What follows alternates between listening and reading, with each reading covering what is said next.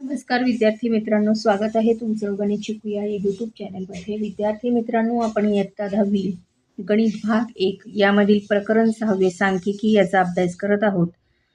त्यामध्ये आज आपण वर्गीकृत वारंवारता वितरणावरून बहुलक कसा काढायचा याच्या संदर्भात माहिती करून घेणार आहोत. चला तर मग आता आपण आजच्या व्हिडिओला सुरुवात करूयात. दिलेल्या प्राप्तांकात जास्तीत जास्त वेळा येणारा प्राप्तांक म्हणजे त्या समूहाचा बहुलक असतो, हे आपण जाणतो. त्याचं हे उदाहरण बघा काय आहे. तर एखादी दुचाकी उत्पादक कंपनी विविध रंगांमध्ये दुचाकी गाड्या तयार करते. कोणत्या रंगाच्या गाड्यांची पसंती सर्वाधिक आहे हे जाणून घेण्यासाठी त्या कंपनीला रंगाचे बहुलक माहीत असणे आवश्यक असते. त्याचप्रमाणे विविध उत्पादने असणाऱ्या एखाद्या कंपनीला सर्वाधिक मागणी कोणत्या उत्पादनासाठी आहे हे जाणून घेण्याची आवश्यकता वाटेल.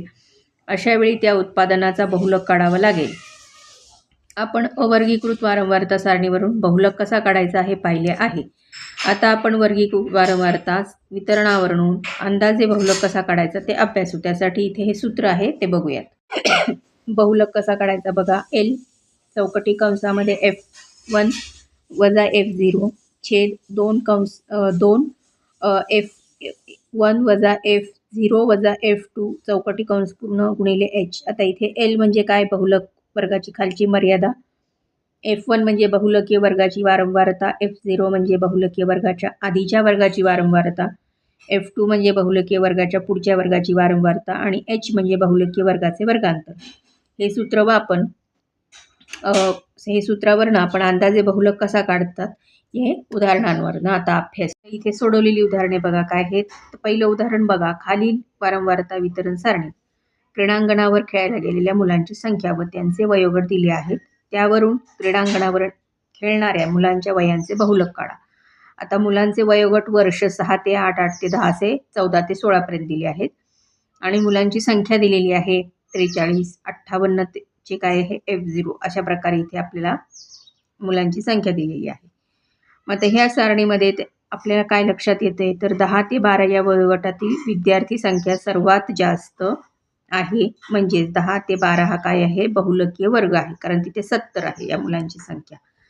मग आता हे उकल कसं आपण सोडवायचं तर F1 हा काय आहे इथे आता आपण 70 घेतला म्हणजे तो काय आहे बहुलकीय वर्ग आहे 10 ते 12.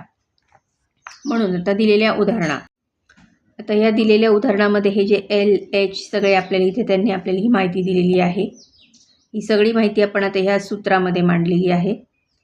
सूत्रात ह्या दिलेल्या किमती ठेवून घेतल्या. आपण उदाहरण सोडवलं आणि आपल्याला उत्तर काय मिळालं 10.6.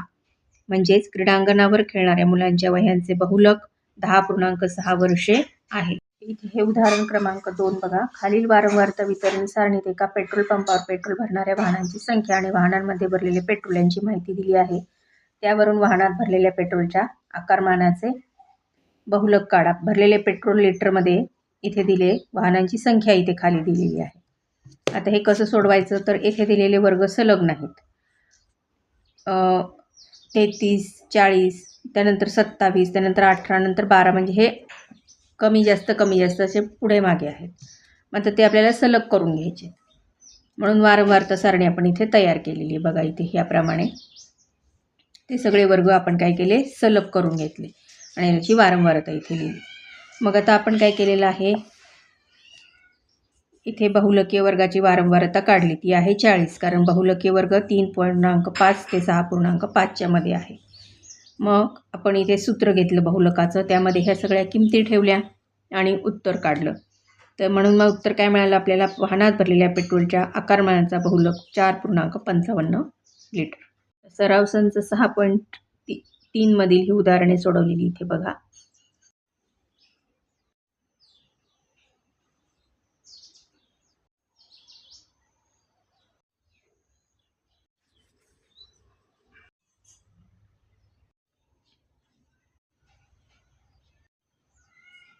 इथे जी त्यांनी तुम्हाला कृती करायला सांगितलेली आहे ही तुम्ही स्वतः त्याचं एक सोडवून बघा हे उदाहरण. आपण केंद्रीय प्रवृत्तीच्या मध्यक व बहुलक या परिमाणांचा अभ्यास केला. केंद्रीय प्रवृत्तीचे कोणतेही परिमाण निवडायचे हे ठरवण्यासाठी निवडण्याचा जो हेतू आहे ते आपल्याला स्पष्टपणे माहीत असणं आवश्यक आहे. उदाहरणार्थ, एका शाळेतील 10वीच्या 5 तुकड्यांपैकी कोणती तुकडी अंतर्गत परीक्षेत जास्त सरस आहे ठरवण्यासाठी प्रत्येक तुकडीच्या अंतर्गत परीक्षेतील गुणांचा मध्य काढावा लागेल. एखाद्या वर्गातील मुलाचे त्याच्या परीक्षेतील गुणांवरून 2 गट करायचे असतील तर त्या वर्गातील मुलांच्या गुणांचा मध्यक हे परिमाण निवडावे लागेल. आणि खडू तयार करणाऱ्या एखाद्या बचत गटाला कोणत्या रंगाच्या खडूंना सर्वाधिक मागणी आहे हे शोधायचे असेल तर केंद्रीय प्रवृत्तीचे बहुलक हे परिमाण निवडावे लागेल.